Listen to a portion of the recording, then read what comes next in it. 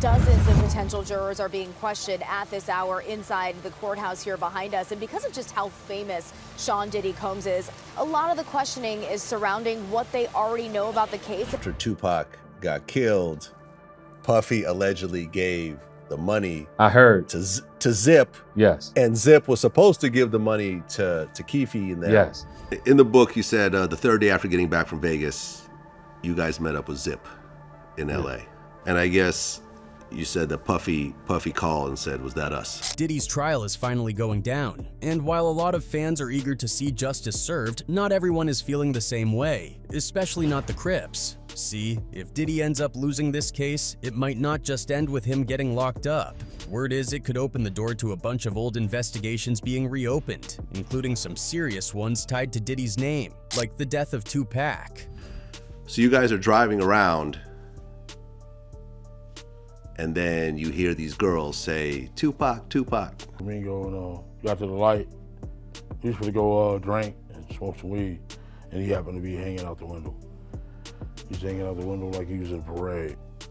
Tupac. Yeah, he was. There's long been talk that Diddy allegedly paid the Southside Crips $1 million to take out Tupac. And if that gets dug up again, the police might start circling back on them too. After Tupac got killed, Puffy allegedly gave the money to Zip. Yes. And Zip was supposed to give the money to Keefe and them. Yes. That's why some people believe Diddy is pulling every string he can behind the scenes, allegedly trying to silence witnesses and control the narrative, all in an effort to dodge prison time. Sean Diddy Combs has been hit with a new set of allegations against him. The hip-hop mogul is being accused of witness tampering and tainting the jury pool. Let's get into it. So at his final pretrial hearing, Diddy confirmed that he had actually turned down a possible plea deal, choosing to fight the case head-on. Fast forward to now. Jury selection for his trial is officially underway in New York. Around 150 potential jurors were brought in and asked to fill out a pretty detailed questionnaire. It covered everything from how much they know about Diddy, their personal experiences with SA, their views on law enforcement, and more.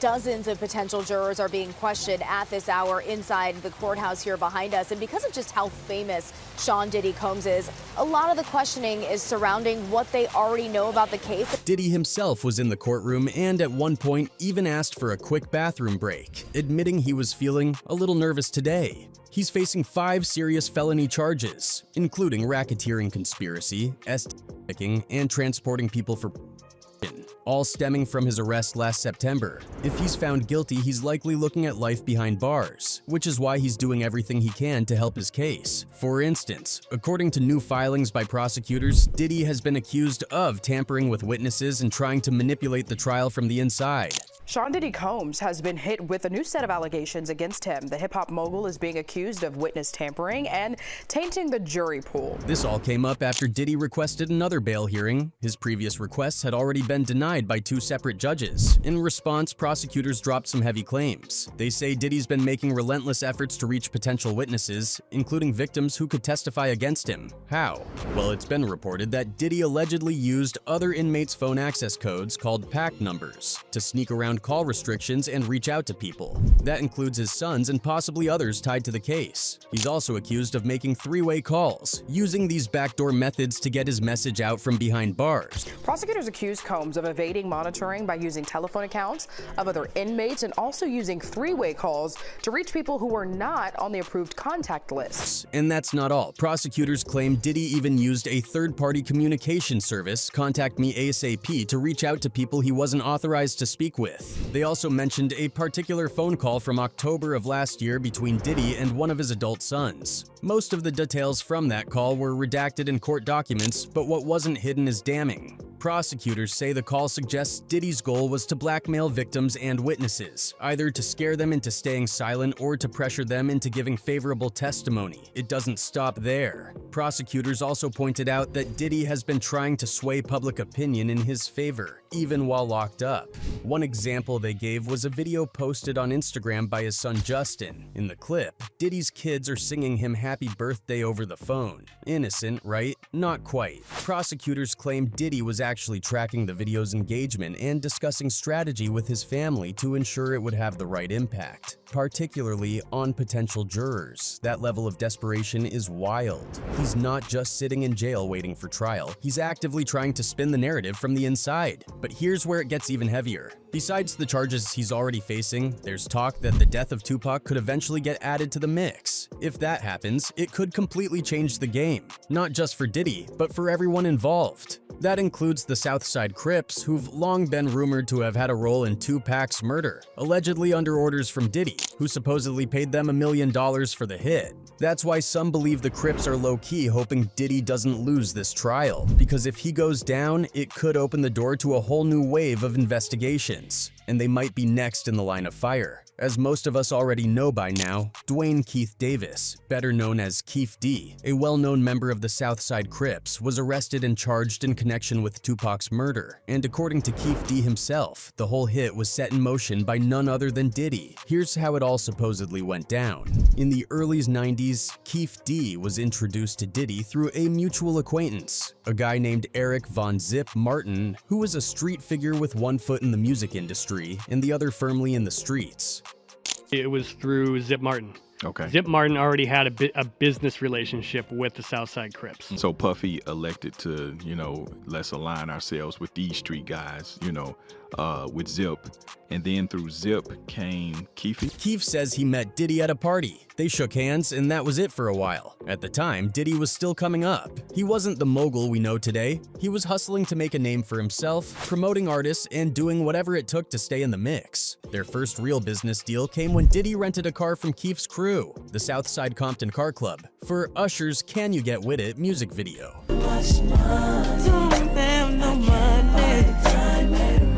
The rental was supposed to cost $2,400, but after Usher went wild dancing on the roof and ended up damaging the car, Diddy paid $4,400 instead. That extra money supposedly went to Compton Hydraulics, a car shop owned by Keefe's family. These weren't just any cars either. Keefe's crew was known for rolling deep in flashy, customized lowriders, the kind that turned heads and made statements. Fast forward to the summer of '95, Keefe D was invited to a major industry event called the Beat Summer Jam, which was hosted by Diddy himself. This wasn't just some little get-together, this was the party, packed with celebrities, industry execs, and some serious street presence. And guess who else was in the building? Suge Knight, the infamous head of Death Row Records and a dominant force on the West Coast rap scene. According to Keefe, Suge didn't hide his jealousy. At that point, Diddy was riding high. Biggie's One More Chance was dominating the airwaves, and Bad Boy was on top.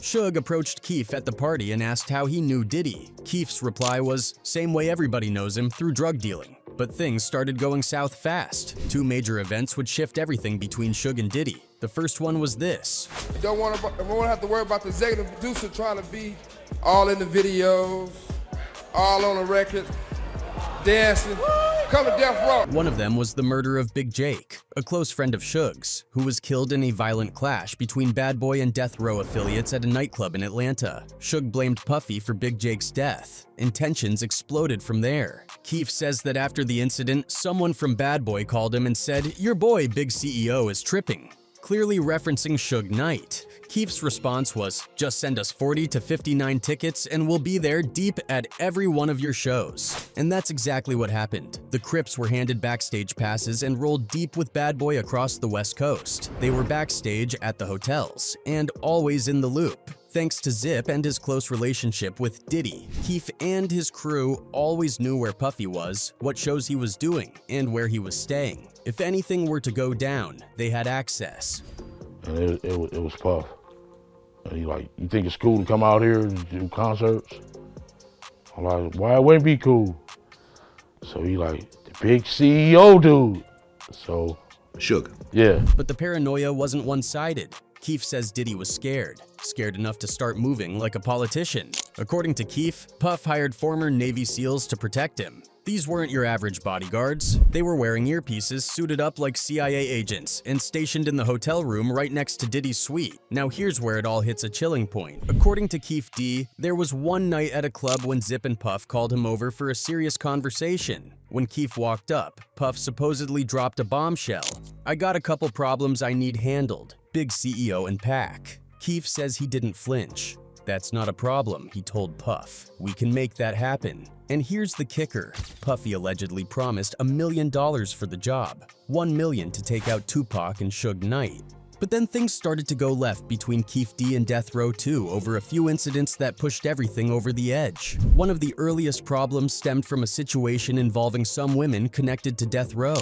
According to Keefe D, during the filming of a Death Row music video, he was present on set, and while one of the women was walking down the stairs, he accidentally brushed against her backside. He claimed it wasn't intentional. She told people that Keefe was some from Death Row, which obviously didn't sit right with anyone. That wasn't all. Around the same time, Keefe and Suge's crews were scheduled to be at the same nightclub. What should have just been a tense night out turned explosive when someone shot at Suge's car outside the venue. Suge immediately suspected Keefe D was behind it, which only added fuel to the fire. And then came the issue with Tupac himself. Keefe D's crew and Tupac had their own friction, and part of it started with some lyrics Pac had dropped in a track. Worldwide, let 'em recognize from Long Beach to Rosecrans. Southside Crips took offense to a few lines and were ready to confront him. So when some Southsiders happened to spot Tupac chilling on Sunset Boulevard, they didn't hesitate. One of the gang members walked up to him, grabbed him by the collar, and slammed him against the wall.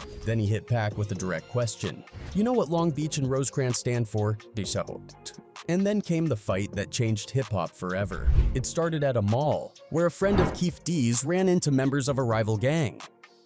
He got jumped right there in public and was getting beat down when backup showed up. Once Keefe's guys arrived, they flipped the script, beat the rival gang down, and even snatched a Death Row Records chain off someone. That detail matters because Orlando Anderson, Keefe D's nephew, was involved in that fight. And as rumor has it, at the time, Diddy was allegedly offering $10,000 to anyone who could steal a Death Row medallion.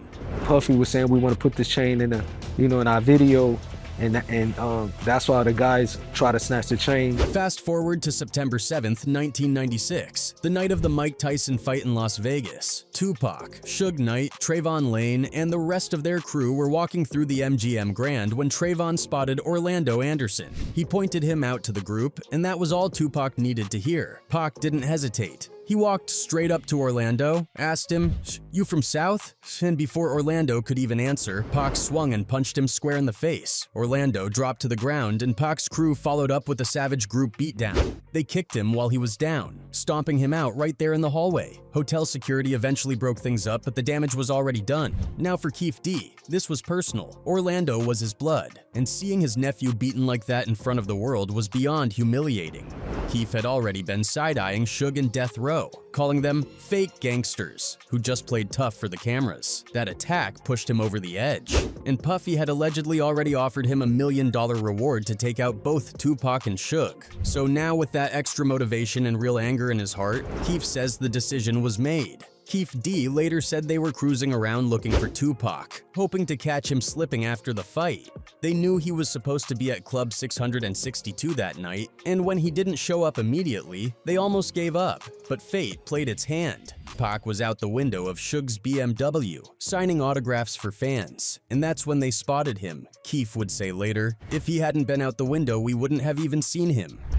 So you guys are driving around, and then you hear these girls say, "Tupac, Tupac." Me going, got to the light. He was going to go drink and smoke some weed, and he happened to be hanging out the window. He was hanging out the window like he was in a parade. Tupac. Yeah, he was. Now Keefe D claims he handed the gun to someone in the back seat, either Orlando or another dude named Big Dre. He never named exactly who pulled the trigger, said it was street code to keep that quiet. But street whispers have told a different story. While most people have pointed to Orlando as the triggerman, some inside sources, including testimony during a grand jury hearing, suggest it was actually Big Dre, real name DeAndre Smith. Big Dre was massive, about 6'6", and pushing 400 pounds. And according to a Southside Compton Crips affiliate who testified, there's just no way Orlando could have leaned over him to get a clean shot. He was too big. the witness explained. Shells would have been flying in his face. It had to be Dre who pulled it. That small detail flipped the entire narrative for a lot of people, making Dre the more likely shooter even though Orlando took most of the blame over the years. Before his arrest, Keefe D made a pretty bold statement about Diddy, calling their first meeting the worst moment of his life. According to Keefe, that moment set off a chain reaction that ruined both his life and Suge Knight's. He felt like Diddy played a chess game with real people's lives, putting him and Suge on a crash course against each other, while Diddy stayed back and kept winning.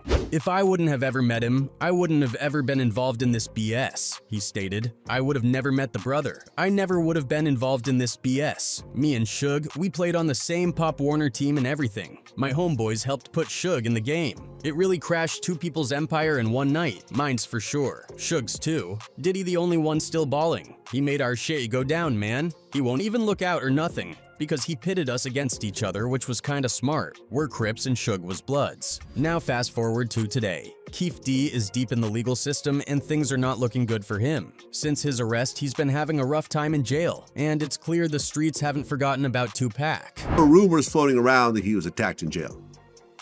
I heard that too. If he get attacked in the county, he gonna have a problem.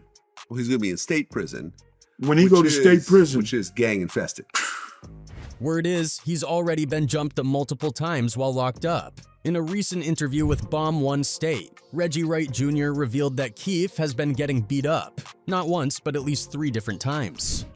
Heard he done got whooped on about 3 times already, Reggie said. And I got that confirmed from a very, very solid source. Nothing life-threatening, just some kicks, stomps, punches. But trust, it's only going to get worse when those dudes in the pen find out he was calling them soft. That audio's still floating around. He might want to hit up Vlad and see if he can get it taken down. Those 2 months is kicking his, and that picture look bad. My testosterone must be going low, because I kind of feel bad for Keefe's street rep has taken a massive hit too.